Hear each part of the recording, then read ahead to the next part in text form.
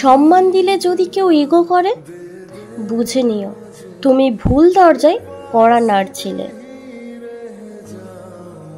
কেউ যখন বিনা কারণে দূরে সরে যায়, তোমার সম্মান দেখানোকে দুর্বলতা ভাবে।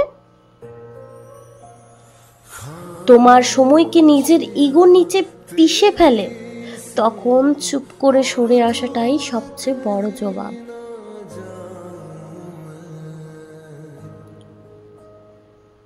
আর যারা বারবার আশা করে, ছোট ছোট সম্মানের ইঙ্গিতে বড় মায়া আঁকে,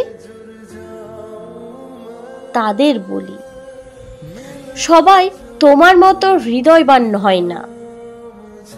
তাই নিজেকে প্রশ্ন করো না, আমি এতটা সম্মান দিলাম,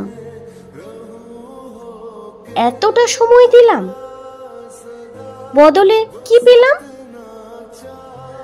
বরং নিজেকে বলো, আমি কে সেটা বোঝাতে গিয়ে আর নিজেকে ছোট্ট করব না। অপমান যেখানে অভ্যাস,